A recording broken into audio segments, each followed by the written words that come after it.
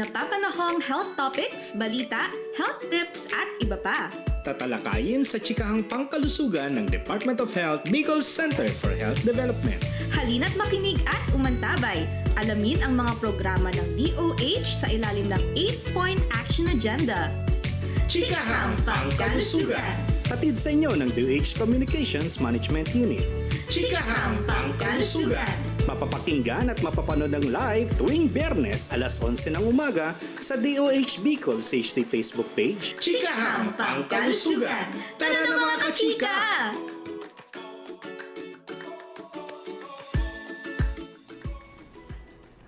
Magandang araw, Bicolandia. Nakatuto kayo sa programa ng Department of Health Bicol Center for Health Development, ang Chikahang Pangkalusugan. Narito kami upang maghatid ng mga kaalaman sa larangan ng kalusugan, programa at serbisyong Salud Bicol Noon na hatid ng DOH Bicol. Ang programang ito ay hatid sa inyo ng DOH Bicol Communications Management Unit sa ngalan ng aming Regional Director na si Dr. Rosa Maria B. Rempilio. Kami ay inyong makakasama tuwing Huwebes sa ating live stream sa DOH Bicol CHT. Ako si Denise mula sa DOH Bicol Communications Management Unit. Ako naman po si Carla mula sa DOH Bicol Communications Management Unit. Kasama din po natin sa technical side sina Mr. Jomar Sasaliano at si Mr. Regner Almuhela Jr. Tuwing chikahang pangkalusugan, ating binibigyang pansin ang mga napapanahong health events at health programs para sa kaalaman ng ating mga tagapakinig. Siyempre, ibabahagi rin po natin ang latest na balita tungkol sa kalusugan. Kaya makinig, umantabay at ating alamin ang mga programa ng DOH sa ilalim ng 8-Point Health Action Agenda. Ayan. So, good morning, Ate Carla. Good morning po, Ayan. Miss Denise. Ayan. So, yung topic po natin later on is very timely dahil syempre pag-uusapan po natin yung ating generics awareness. Yes, Ayan. and of course, bibigyan diin natin na ang gamutan or ang mga gamot na epektibo at safe ay hindi siya luxury sa ating sa ating publiko. So, health is not a luxury. So, Yes. kasi oftentimes medyo na-underestimate natin ang generic na drugs because mura nga siya. Pero, Yes. for this episode, bibigyan natin ng importance na ang generic drugs and kung bakit kailangan tangkilikin natin siya more, Yes. di ba?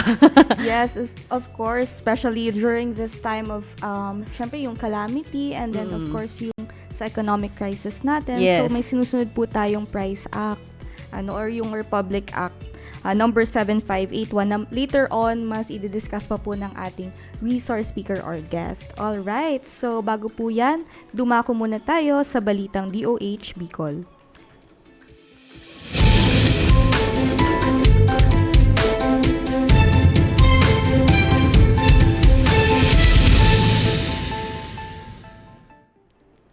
Narito ang mga latest na balita ng DOH Bicol sa linggong ito.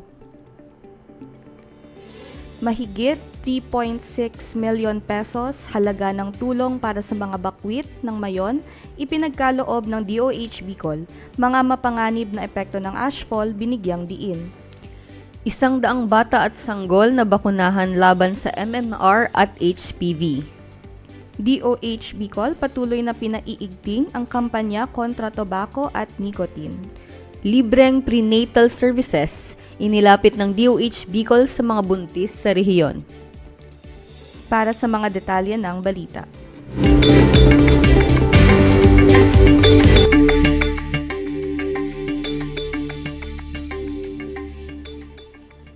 Nasa 3,681,222.83 pesos halaga ng health logistics ang ipinagkaloob ng DOH Bicol para sa mga komunidad na apektado ng patuloy na pag-aalburoto ng Bulkang Mayon. Kabilang dito ang mga gamot, face mask, jerrycans, first aid at hygiene kits. Maliban sa commodities, nagtalaga din ang kagawaran ng 67 na Human Resource for Health staff mula sa Nurse Deployment Program at Rural Health Midwife Placement Program sa iba't ibang medical stations at evacuation centers. Nagsagawa naman ng rapid health assessment sa Kamalig at Ginubatan upang agarang matukoy at matugunan ang mga pangangailangang pangkalusugan ng mga bakwit at apektadong residente. Pinangunahan naman ng water sanitation and hygiene teams ang water disinfection at water sampling at testing katuwang ang rural sanitary inspectors.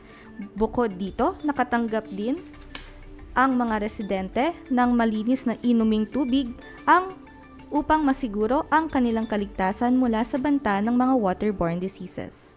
Kabilang pa sa mga inisyatibong isinagawa ay nutritional assessment, supplementary at therapeutic feeding para sa mga bata at psychosocial interventions tulad ng stress debriefing at therapy. Nananatili pa ring nakataas ang Code White Alert status ng kagawaran kasabay ang 24/7 activation ng Public Health Preparedness and Response Unit Operations Center, Incidents Command Team, katuwang ang Provincial DOH Office of Albay at Provincial Health Office of Albay Joint Health Command Post. Pinapayuhan naman ng publiko na magsuot ng face mask at kung maaari ay manatili lamang sa loob ng bahay. Kung kinakailangan, namang lumabas ay magsuot ng proteksyon sa mata. Siguruhin ding ligtas ang pinagkukunan ng pagkain at tubig at panatilihin ang kalinisan ng kapaligiran upang sakit ay maiwasan. Para sa balitang bakuna, pinangunahan ng Department of Health, Bicol Center for Health Development at ng City Health Office of Legazpi ang pagpapabakuna ng 100 bata at sanggol noong ika-8 ng Mayo 2026 sa SM City, Legazpi. Nakaangkla ito sa pagdiriwang ng World Immunization Week tuwing huling linggo ng Abril na naglalayong itaas ang kamalayan ng publiko hinggil sa kahalagahan ng bakuna bilang pinakamabisang paraan upang maprotektahan ang komunidad mula sa anumang banta ng Vaccine Preventable Diseases o VPDs tulad ng tigdas, polio at hepatitis B. Ngayong taon, target ng DOH Bicol na maabot ang 95% immunization coverage rate ng fully immunized child. Pahayag ni Dr. Rosa Maria B. Rempilio, ang OIC Regional Director ng DOH Bicol. May tuturing na fully immunized ang isang bata kung nakumpleto niya ang lahat ng kinakailangan niyang bakuna mula pagkapanganak hanggang umabot ng 1 taong gulang. Sakop ng mga bakunang ito ay 1 dose ng Bacillus Calmette-Guerin o BCG, 3 doses ng oral polio, pentavalent at 2 doses ng measles, mumps, rubella o MMR. Kabilang sa mga nabakunahan sa nasabing aktibidad ay mga sanggol na may edad 9 hanggang 12 buwan para sa MMR vaccine, habang ang mga batang nasa edad 9 hanggang 14 na taon naman ay nabigyan ng bakuna kontra human papillomavirus. Hinihikayat naman ng DOH Bicol ang mga magulang na siguraduhin kompleto ang bakuna ng kanilang mga anak upang sakit at kapansanan ay maiwasan. Para naman sa selebrasyon ng World No Tobacco Day, patuloy ang pakikiisa ng Department of Health Bicol Center for Health Development sa malawakang kampanya ng World Health Organization laban sa paggamit o pagkonsumo ng mga produktong naglalaman ng tobacco at nikotina tulad ng sigarilyo at vape.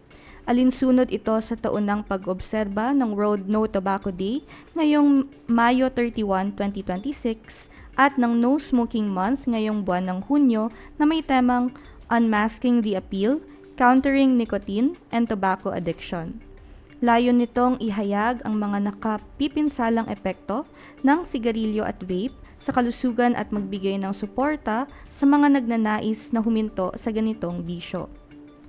Ayon kay Ms. Carla Lubidice, ang lifestyle-related disease risk factors Prevention and Control Program Manager, isa sa mga pangunahing hamon sa public health sector ang laganap na paggamit ng electronic cigarettes o vape, lalo na sa mga kabataang nasa edad 13 hanggang 15 years. Bilang tugon, binigyang diin ng DOH Bicol ang kritikal na papel ng pagpapalakas ng mga lokal na polisiya at kolektibong aksyon mula sa iba't ibang sektor at organisasyon.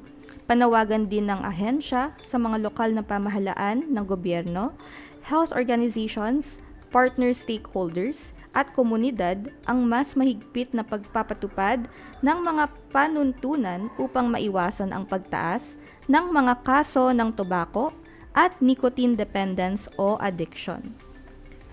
Usaping safe motherhood naman po tayo. Mas napalapit sa ligtas at maayos na pagbubuntis ang mahigit 400 buntis mula sa iba't ibang bahagi ng rehiyon matapos silang makatanggap ng libreng prenatal services sa isinagawang Safe Motherhood Activity ng Kagawaran ng Kalusugan Bicol katuwang ang Provincial Health Offices. Sabay-sabay itong isinagawa noong 8 ng Mayo 2026 bilang bahagi ng pagdiriwang ng Safe Motherhood Week tuwing 2 linggo ng buwang ito. Layunin nitong mas mapalawak ang access ng mga buntis sa mahahalagang serbisyong pangkalusugan upang masiguro ang kanilang kalusugan at kaligtasan sa pagbubuntis at panganganak. Kabilang sa mga libreng serbisyong ipinagkaloob ang prenatal check-up, ultrasound, STI at HIV testing, dental services, family planning counseling, nutrition at breastfeeding orientation, gayon din ang pamamahagi ng vitamins, gamot at maternal kits. Para sa maraming dumalong ina, naging pagkakataon din ang aktibidad upang makakuha ng tamang gabay at mas mapanatag ang kanilang kalagayan habang nagbubuntis. Bukod pa rito, nagkaroon din ng usapin tungkol sa mga benepisyong maaaring matanggap mula sa PhilHealth. Binigyan din ni DOH Bicol OIC Regional Director Dr. Rosa Maria B. Rempilio ang kahalagahan ng regular na pagpapakonsulta sa pinakamalapit na Rural Health Unit upang mabantayan ang kondisyon ng mga ina at matiyak na ligtas ang pagbubuntis hanggang panganganak. Mula sa iba't ibang probinsya, nakibahagi ang mga partner stakeholders, local government units kasama ang mga opisyal ng Sangguniang Kabataan para magbigay suporta sa mga programa ng Safe Motherhood. Sa pamamagitan ng naturang aktibidad, patuloy na isinusulong ng DOH Bicol ang people-centered maternal healthcare upang matulungan ang bawat buntis na maging mas ligtas at malusog. At yan ang mga balitang hatid sa inyo ng DOH Bicol CHD Communications Management Unit. Tutok lang mga kachika dahil mamaya ay pag-uusapan po natin ang tungkol sa awareness and promotion of generic drugs at kung bakit ito ang better option ng gamot na bilhin. Dito lang yan sa Chikahang Pangkalusugan.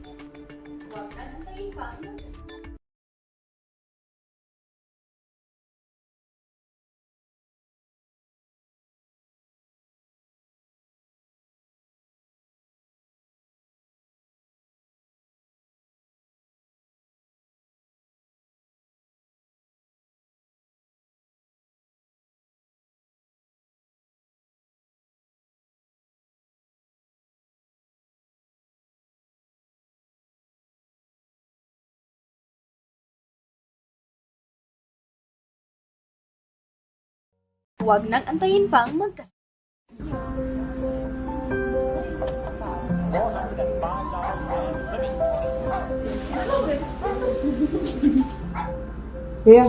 next time para ka na ba dyan? Maubos kasi yung allowance ko, kabili ng gamot para sa ng ulo. So, sinungaling, nakita nga kita, bili ng kung ano-ano sa school. Where? Baka kaya sumasakit ulo mo eh, saka-cellphone mo gamit. Hoy, alam niyo ba ang mahal ng branded na gamot ngayon? Ba't kasi branded na gamot ang binili mo? Mag-generics ka. Ganito kasi yon. Hi guys! Ako si Kuya Jan. Lahat tayo nagkakasakit. Minsan, sipon. Madalas, ubo. O di kaya'y sakit ng ulo. At kapag kailangan natin ng gamot, madalas naiisip natin, kaya ba ng budget? Ang generics ay gamot na may kaparehong sangkap at di gaya ng branded na gamot. Kaya kung anong ginhawa ng branded ay siya rin ginhawa ng generic. Generics? Pero mas mura, kaya mas abot kaya ng pamilya. Subok at aprobado ng FDA or Food and Drug Administration. Kaya ligtas at epektibo. Sa bawat tableta ng generics ay hindi lang sakit ang ginagamot, kundi pati bigat ng bulsa ay pinapagaan. Ito ang gamot na abot ng lahat, para sa lahat. O ano, gets nyo na?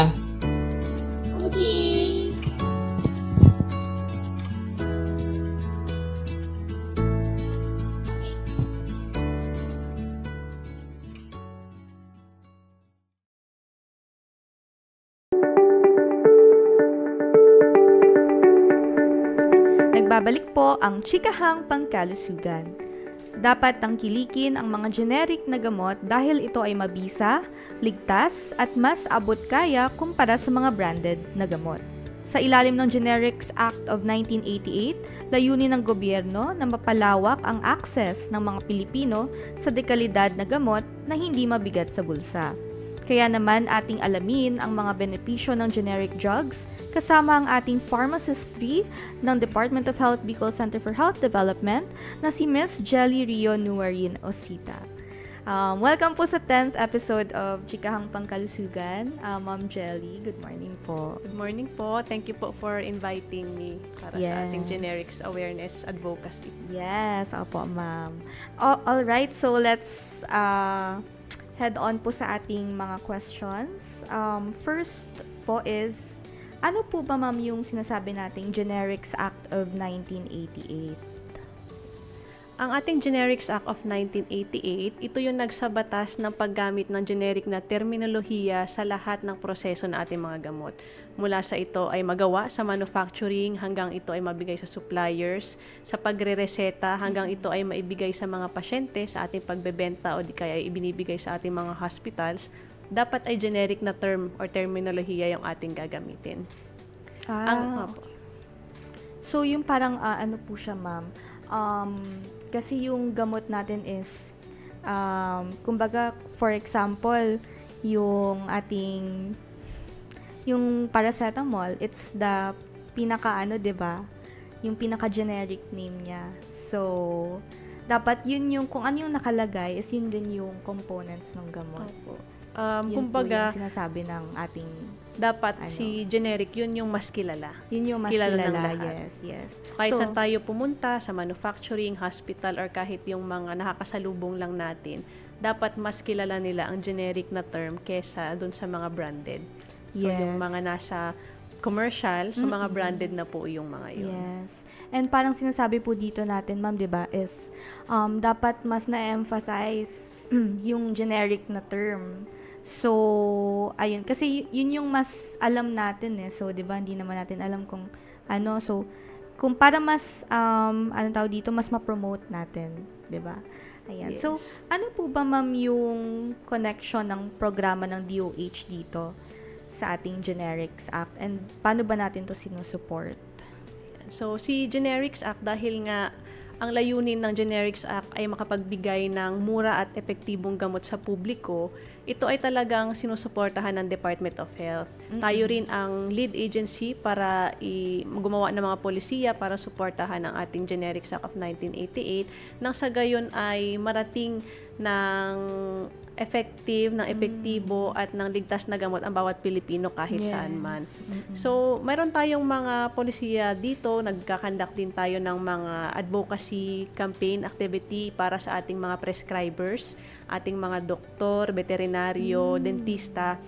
Lahat po sila ay ating pinaalalahanan na tuwing magre-reseta ay dapat generic na terminolohiya ang kanilang ginagamit. Yes. Sa mga butika naman, mga private at sa mga government, maging sa hospitals, meron po tayong polisiya na dapat ay meron silang generics menu card. So, si generics menu card po ay para po siyang flip chart or poster na dapat ay nakadikit sa mga butika. Ang nilalaman po nito ay lahat ng uri ng generic na available sa kanila. Katabi po nito yung bawat presyo.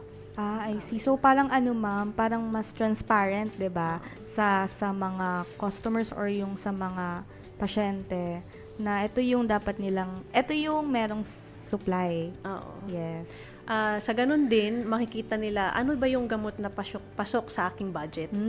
So, kung yes halimbawa po. binigyan sila ng ganitong gamot, meron tayong right of choice kung ano yung Yes. gugustuhin natin. So, meron pa rin din naman po dahil may generics act ay lilimitihan na tayo kung ano yung Yes. ating bibilhin. So, dahil sa generics menu card, nakalagay naman po doon lahat ng posible nilang option.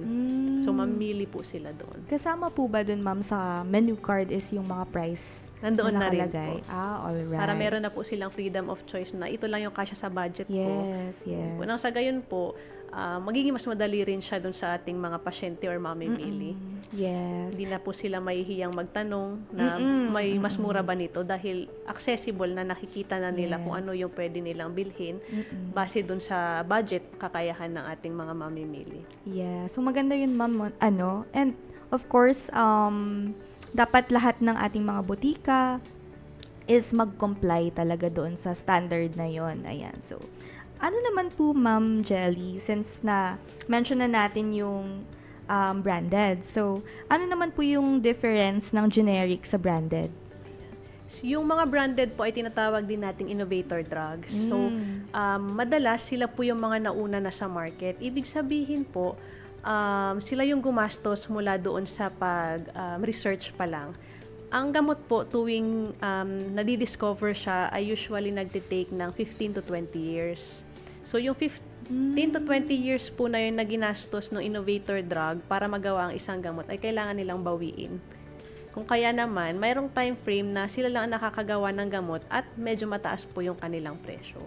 So you mean po, ma'am, yung 15 to 20 years, yun yung duration ng paggawa ng gamot? Opo, yun yung okay. average po natin. Alright, I see. So, in that 15 to 20 years, sinasabi niyo po sa branded po yun. Opo. So, is it the same with the generic?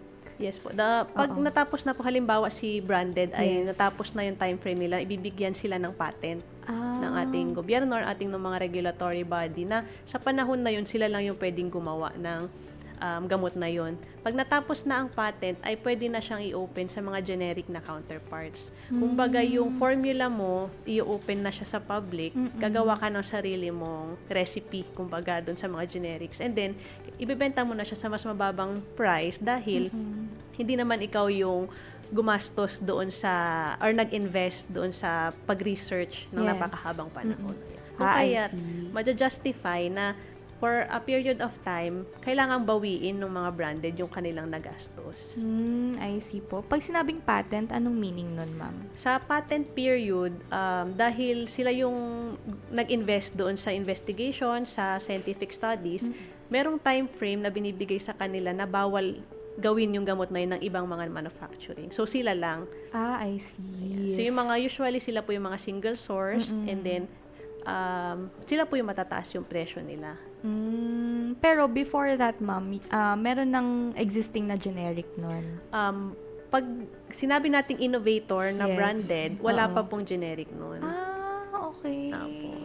Pag tapos na si patent, saka na po magkakaroon ng generic. Ayun yun, ma'am. Opo. And then si Alright. si branded, dahil sila yung nauna doon sa gamot na yun, mataas pa rin yung presyo niya. Si generic na kumbaga gagayahin lang nila. Nire-replicate. Nire-replicate nila sa recipe naman nila. So pareho pa rin po, may mga pinagkaiba lang sa inactive ingredients. So pwedeng yung preservative, mga sweetener, flavor, Yes. mga starch, yun lang po yung mga giging pinagkaiba. Pero yung part ng gamot na magkukos ng effect ay pareho lang. I see. So, ilinawin lang po natin, ma'am, kasi baka ma-confuse yung ating listeners doon sa formulation siguro ng gamot, ano? Pero yung in terms of efficacy or yung effectiveness ng gamot, same lang naman po sila. Opo. Branded and generics. generic. Are these the same sa effectiveness? Pag sinabi natin ang term na efficacy or yung Yes. effectiveness, ito yung kakayahan ng gamot na magbigay ng kinakailangan natin na effect. So, halimbawa si paracetamol, gusto natin bumaba yung temperatura natin. Yes. Ayan. So, si branded na paracetamol at si generic na paracetamol ay mayroon silang parehong amount ng active ingredient na papababain yung temp. Ang magiging pinagkaiba lang nila marahil ay si branded ay may nilagay na flavoring. Si generic ay wala nilagay na flavoring. Alright. So, posibleng mas mura siya dahil wala na siyang ibang dinagdag. Si branded naman, ginawa niyang palatable or mas Yes. gugustuhin ng bata na inumin. Ayan. So, kung I kaya, see. dahil may dagdag siya, may dagdag din tayong bayad dun sa presyo. Alright, ma'am. So, in short, yung secondary components lang or yung not so, kailangan na yung components like flavoring, yun lang siguro yung na-tweak. But, the actual important, very important and primary components are the same. The same din. Diba? Opo. And then meron po tayong sinusunod na anong milligram, anong timbang ba ang kailangan makapag-cause ng effect. Yung dosage. So, sinusunod po nila yun. Kung halimbawa 500 milligram, dapat branded generic 500 milligram. Yes, So, oo. pag ang isang gamot po ay bumaba doon sa required na registered na dose para makapag-cause ng effect, considered po siyang counterfeit.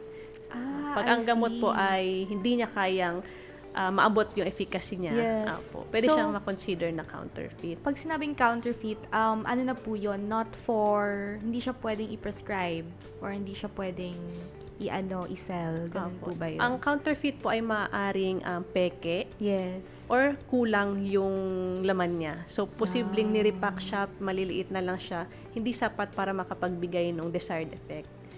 I see po. So, dapat po talaga tinatanggal na yun sa mga supply siguro, sa mga pharmacy, sa mga botika, So, meron naman tayong protocols doon. Yes. Para maiwasan din natin na makabili ng mga counterfeit or yung mga peking gamot, Yes. ini-encourage natin lahat na sa rehistradong mga botika lang bumili. So, makikita naman po Yes, natin opo. sa mga botika merong mga nakapaskil na mga licenses. Doon po natin makikita na safe bumili doon sa ating mga Yes establishment. po. And since na nyo kasi ma'am na emphasize natin na affordable si generics compared sa branded. So, mas affordable siya, but at the same time, meron ba yung tawag dito, meron ba yung epekto or direct effect doon sa power na nabibigyan ng gamot or yung treatment dapat or yung anong tawag dito? Tama ba yung term natin, ma'am? Yung dapat na nabibigay niyang effects sa katawan ng tao. May direct ba yun? Relationship. Relationship. Dahil affordable, baka mas low yung effect ng gamot, ganun. Ayan. Pag ginamit natin yung term na efficacy, technically dapat ang generic at brand name ang generic at branded na gamot ay equal lang ang kanilang efficacy. Yes. So may mga cases na sinasabing mas mabilis si branded. So posible rin po na maging mas mabilis si branded dahil dun sa mga dinagdag nilang secondary ingredients. So nagdagdag sila ng pang fast release Yes. o kaya ng coating, yung mga other ingredients na po na nakakapag-cause ng special effect. So, pwedeng nadidisintegrate agad yung gamot, kaya mabilis yung effect. Pero yung power niya para makapag-cause ng effect ay pareho lang. Yes. Maaring mag-vary lang sa bilis Yes. dahil dun sa mga ibang ingredients na nakalagay. I see. Kasi ang pinaka-important naman po dito, ma'am, is ma-educate natin yung mga tao na generic drugs, 'di ba, are not less effective, Yes, 'di ba? It's the same po sila. So, yun po. And also po, ma'am, nabanggit po kanina natin yung sa mga counterfeit. So, paano ba natin yun, ma'am, ini-inspect yung mga gamot? And of course, 'di ba, napakahalaga nung sinasabi nating FDA approval. So, ano pong insights natin doon? Sa paglaganap naman ng mga peking gamot natin, so sa ngayon marami talagang lumalaganap na counterfeit dahil nga sa teknolohiya, madali na nilang nagagawa. Minsan, nahihirapan tayong madetect kung alin yung peke sa totoo. Kung kaya't lagi nating pinapaalalahanan na bumili lamang dun sa mga trusted. Yung mga butika talagang sigurado tayong lisensyado at sila din, kung ikaw lisensyadong butika ka, sinisigurado mo na bumibili ka sa lisensyadong supplier din. Yes, opo, ma'am. So, yes, no, dapat license talaga and FDA approved kasi dumadaan naman yan sa tamang proseso, di ba Yes po, po. ma'am? And of course, tayo dito sa DOH, kayo po, ma'am, minomonitor po natin yung mga status ng mga butika. Kung nakakapag-perform po ba sila ayon doon sa ating mga policies, di ba? So, meron din po kasi tayong tinatawag na butika ng bayan. Ayan. So, ano po ba yung butika ng bayan? Anong pinagkaiba niya sa regular pharmacy?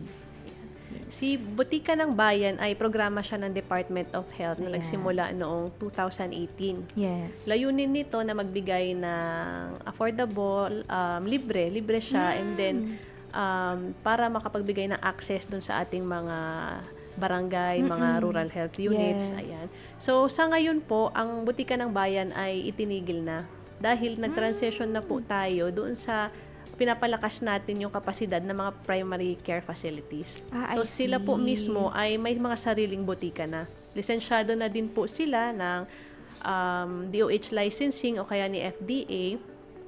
Kung gayon, naka-integrate na lang po si Butika ng Bayan. I see po. So, parang ma'am, kinumbine or pinasok na lang natin yung programa dun sa Apo. mga dati ng existing na mga pharmacies. Apo. Whether public or private po sila, pag sinabi nating public, yung mga nasa rural health unit, dapat may butika din sila, di ba po, ma'am? Apo. So, pero yung mga gamot po ay the same na libre pa rin po ba? Ayan po. So, Apo. ang Butika ng Bayan na term, ginagamit pa rin po siya sa ngayon sa mga Yes. butikang nasa pampubliko. So, naka-generic naman po siya na term para sa pampubliko. Ito po ay associated sa libreng mga gamot. Ayun. So, sa ngayon po, may mga gamot ang DOH na binibigay. Libre din po itong binibigay. Meron naman pong binibili din yung ating mga LGU. May mga Yes. counterpart din po silang gamot. At marami na rin pong accredited ng ating PhilHealth Yakap at gamot.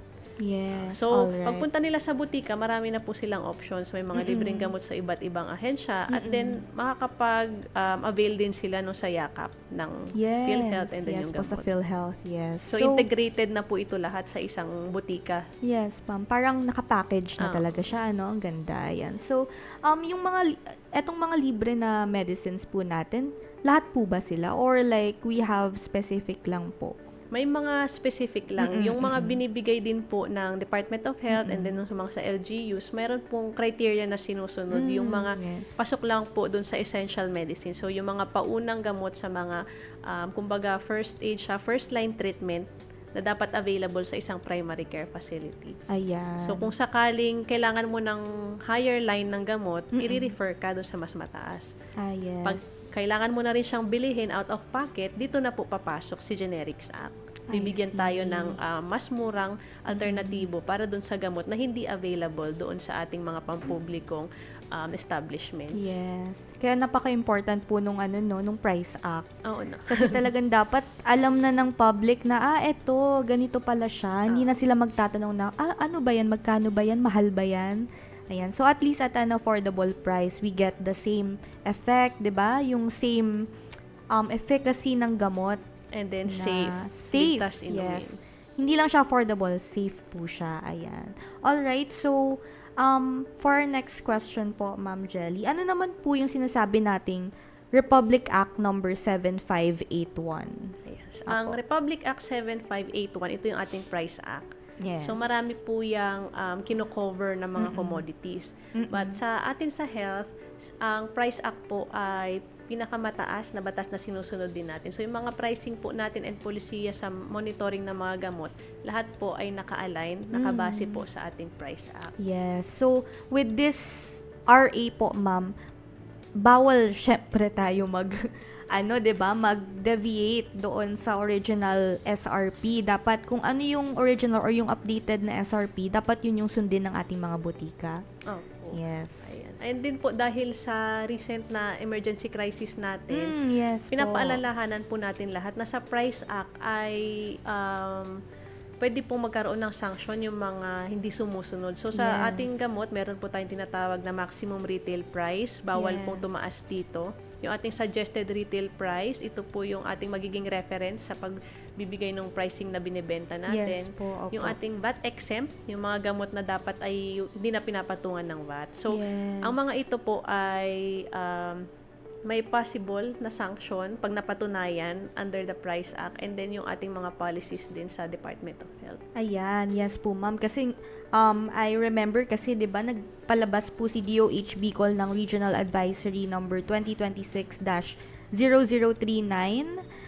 or yung ating pag-post ng updated suggested retail prices list for essential medicines sa mga storefront ng mga botika. So parang in support din siya doon sa ating Price Act. So kung ano yung updated, syempre, ina-update yan dahil nga tayo ay merong crisis, di ba? In times of calamity, emergency, and other similar situations, dapat ito ay yung sundin talaga ng ating mga pharmacy.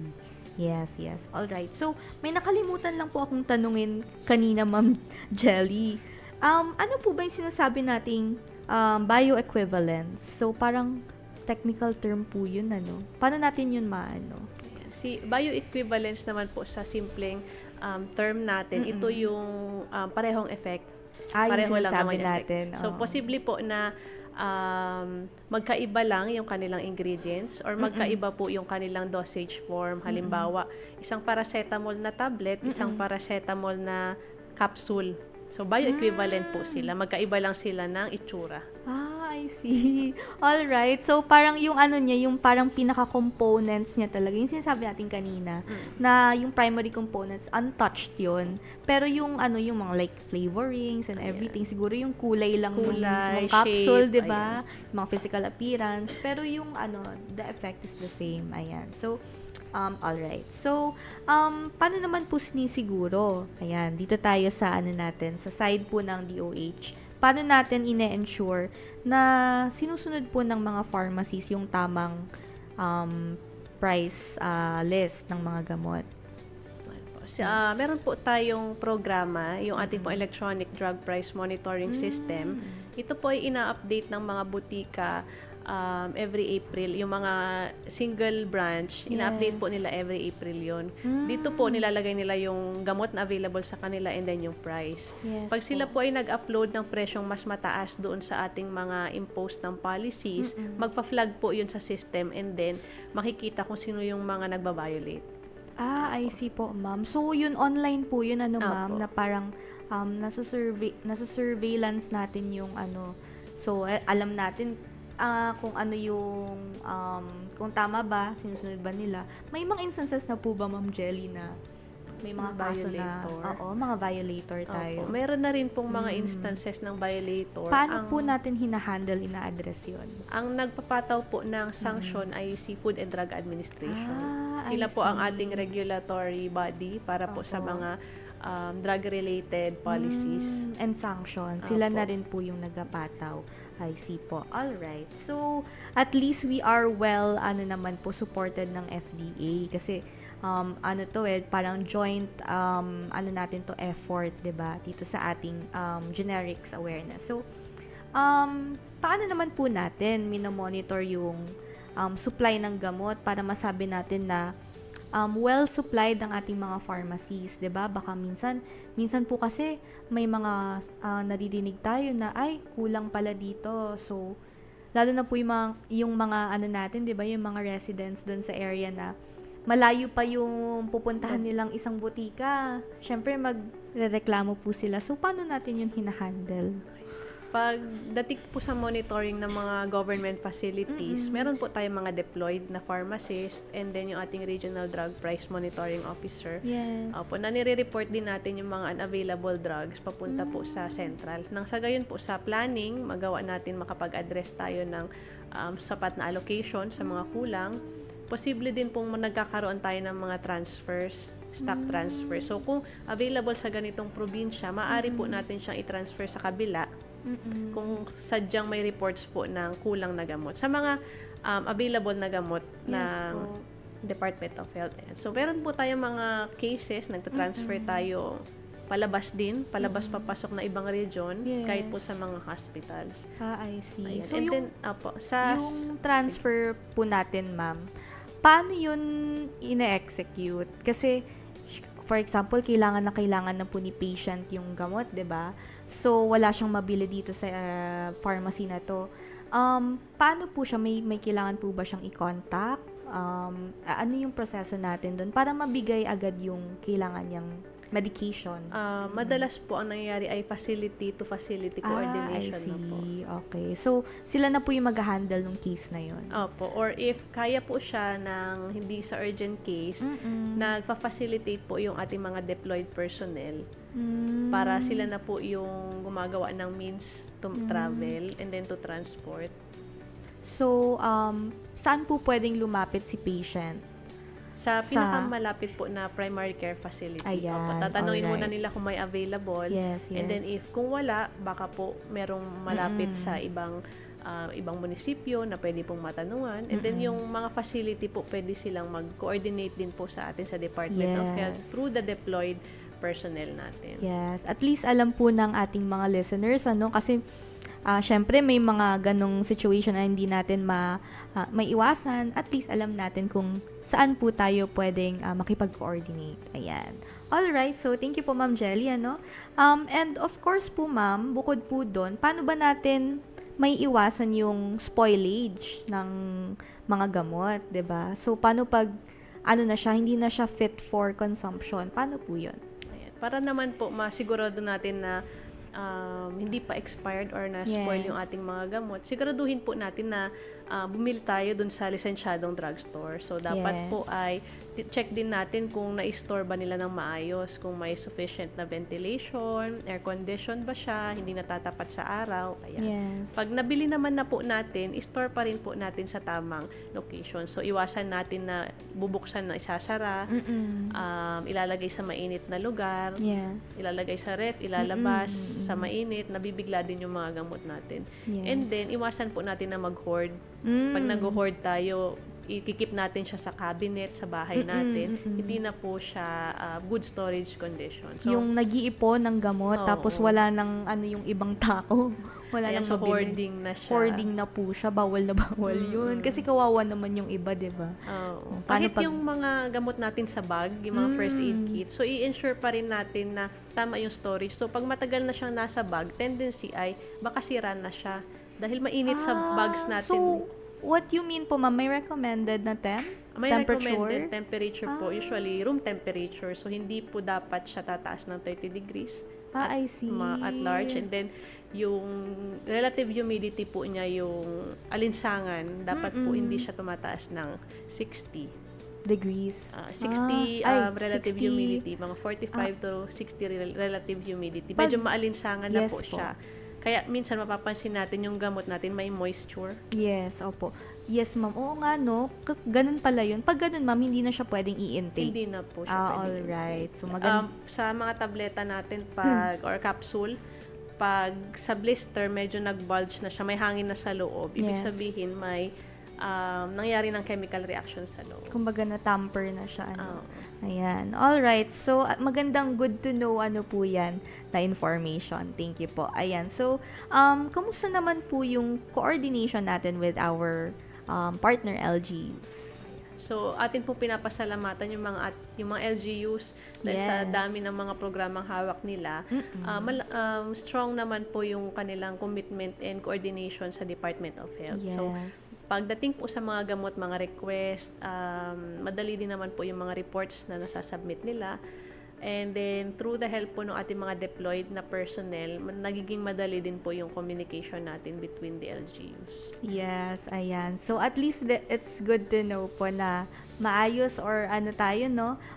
Maayos Align yung po yung ating align, goals. yes. Align yung goals natin and yung program natin. Na-implement ng maayos sa baba.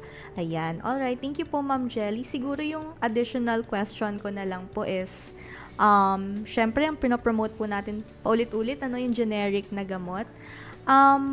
Meron po bang mga generic na gamot na over-the-counter? Syempre, meron mga over-the-counter. Hindi na siya kailangan ng prescription. Pero, majority ng ating mga generic drugs, kailangan po ng prescription from the doctor, 'di ba? So, ano po ba yun, ma'am? May mga ano po ba yung mga over-the-counter drugs na usually karamihan naman mga, 'di ba, kailangan ng prescription ng doktor. So, medyo marami din naman tayong over-the-counter, yung ating mga vitamins, yung mga first line natin for, yung na-mention natin kayo na example is si paracetamol, yung mga Yes headache, po. yung mga initial na gamot lang na tinitake natin for mild symptoms, mga anti-allergy. And so, may mga Yes po. anti-allergy po na kailangan ng prescription. So, yung mga medyo mababang class or yung first line natin, OTC po sila. Okay po, ma'am. At least, 'di ba, ano natin, kasi yung iba minsan nade-defer kasi kailangan talaga Ng ng reseta ni doc, 'di ba? Kailangan po 'yon. Ayan. All right. Tapos, ma'am, i-add ko na lang din po. May mga generic drugs po kasi yung maganda kasi kasama ata dito sa botika ng bayan yung ating gamot for mental health. 'di ba ma'am? Meron din tayong mga gamot for mental health na available. Opo, marami Yes po. din po tayong gamot ng mental health. Yes. Kung kaya, in-encourage po natin yung mga nangangailangan, lumapit po sa pinakamalapit na primary care facility nila, pinakamalapit na RHU. Dahil Yes. sa totoo lang, mahal po talaga ang mga mental health na gamot, lalo na yung mga branded. Kung kaya, tangkilikin nila yung mga libre naman na binibigay sa atin ng gobyerno. So, available po. Ang galing po mama, no? And that's so, ang ganda kasi na-incorporate natin yung natin, yung support natin sa mga patients na nakaka-experience ng mga ganitong conditions, well supported din po sila ng ating programa, and libre din naman po Libre yun din mama, naman. yan, free din Saka, yun. lagi nilang aalalahanin na meron silang kasama. Kung kailangan nila ng gamot, nandyan lang yung mga gamot. Kailangan nila ng makakausap. Yes. Nandyan lang din sa ating mga facility. So, hindi natin sila papabayaan sa Department of Health. So, Yes. laging full supports. Yes. Meron tayong healthcare professional na gagabay. May mga gamot din po na ibibigay. So, full package po si pasyente paglabas niya ng primary care facility. Ayan, ang galing po, So, eto ma'am, yun nga po, yung sa mental health na mga medications, si patient, sino po ba ang bumibili nun sa Si patient po, or kailangan meron siyang kasama? Or same lang naman po sa mga normal na patient? Yung mga yung mga normal cases. Ayan. So, safe case lang din siya. Kung pupunta sila sa government facilities at yung mga RHU, yung reseta lang din. So, usually naman, pag sa primary care facility sila nagpa-check up, Yes. after nun, may reseta na sila, pwede na silang pumunta sa botika. Kung sila naman ay galing sa isang private na practitioner, ang dadalhin lang din nila yung kanilang reseta.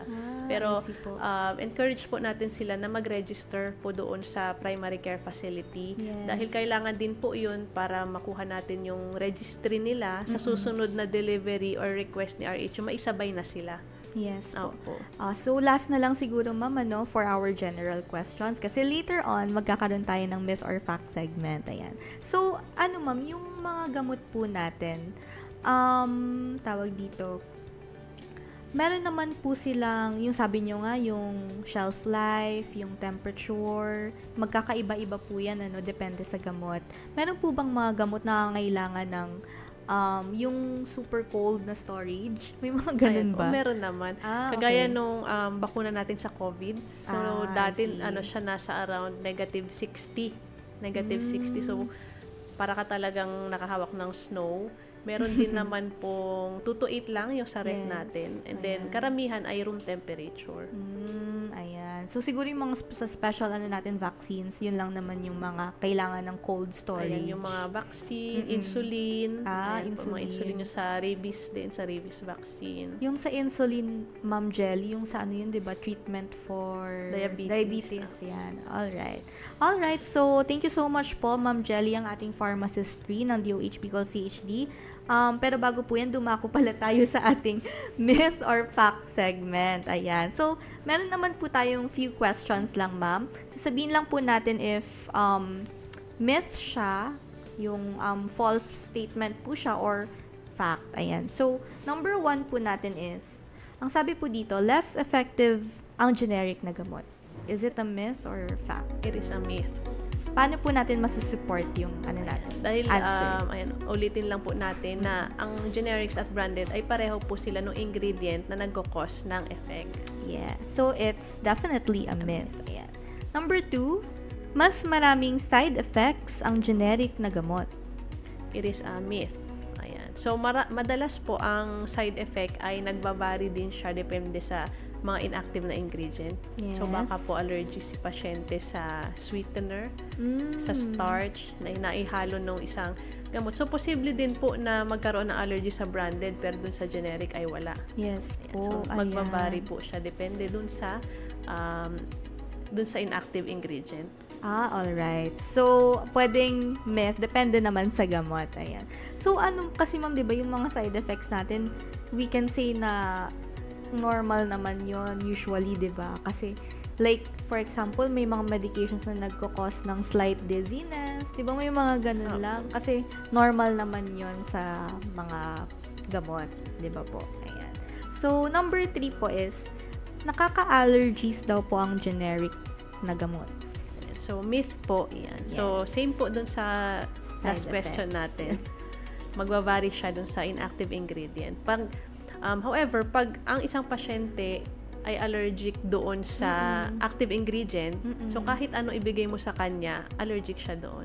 But if magva-vary yung allergy ng pasyente sa brand or doon sa generic, ibig sabihin sa active ingredient siya nagkakaroon ng allergy.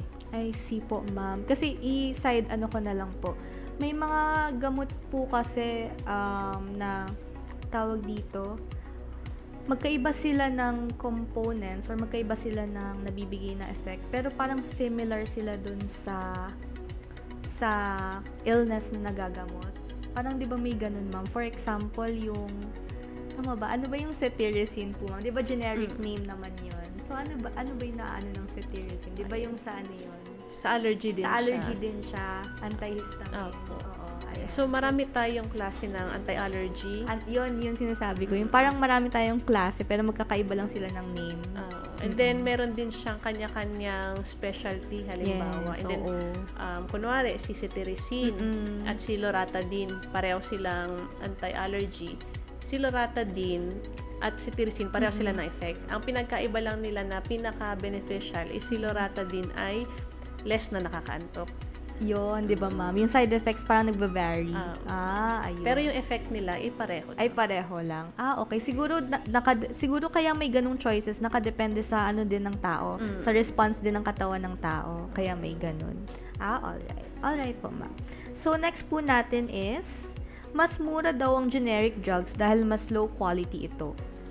So, iyan po Syempre, ay myth. Myth, yes. So, na-discuss na po natin yun kanina na si generic drugs offers us affordable po talaga siya, but at the same time, it is very safe and effective, yes. So, for our last myth or fact, generic drugs are a safe, effective, and affordable alternative to branded medications. It is the better choice as it offers the same power compared to branded medicines. Of course. Of course, it is a It is a fact. Yes. Ayan. So, with that said po, Ma'am Jelly, meron po pa tayong pabaon na message sa ating mga listeners, sa ating viewers, dito sa ating celebration or promotion ng ating generic drugs. So, thank you po, Ma'am Den. Atin lang pong papaalalahanan ng lahat na ang generic na mga gamot ay murang alternatibo ng branded. So, wag po tayong matatakot na gumamit ng generic dahil mas nakakatakot ang hindi gumaling dahil ayaw na nating bumili ng murang gamot. Ayan. Yes. So, yun lamang po. Maraming salamat. Ayan, maraming salamat po sa ating pharmacist 3 na si Miss Jelly Nuarin Osita. Ayan. Ma'am Jelly, thank you so much po and good morning po. Ayan. Nakasama po natin si Ma'am Jelly, ang ating pharmacist 3 mula sa DOH Bicol CHD. At yan ang naging chikahan po natin patungkol sa generics awareness and promotion. Dito na po nagtatapos ang ika-10th episode ng Chikang Pangkalusugan. Tunghayan ang susunod na episode sa ating DOH Bicol CHD Facebook page para sa dagdag kaalaman tungkol sa DOH health programs. Dito sa Kagawaran ng Kalusugan Bicol, lagi naming ihahatid ang mga latest na balita at health reminders para sa pangmalawakang paghatid ng serbisyong Salud Bicolnon. Ako po si Denise mula sa DOH Bicol Communications Management Unit at lagi naming pinapaalala na makialam, makisama, iwasan ang sakit, palakasin ang resistensya dahil sa bagong Pilipinas, bawat buhay ay mahalaga. Huwag nagkakain pang magkasakit. Kumonsulta sa inyong primary care providers. Regular na magpa-check up sa inyong primary care providers upang malaman ang estado ng iyong kalusugan at kung paano ito mas mapapangalagaan. Ang ating mga health professionals ay handang magserbisyo para sa inyo. Alamin kung saan makakuha ng libre at dekalidad na serbisyong pangkalusugan. Kumonsulta sa inyong primary care providers.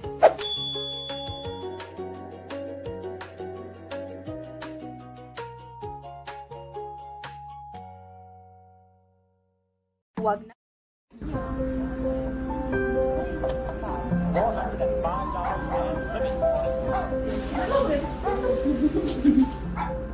Kuya, next time para ka ba dyan?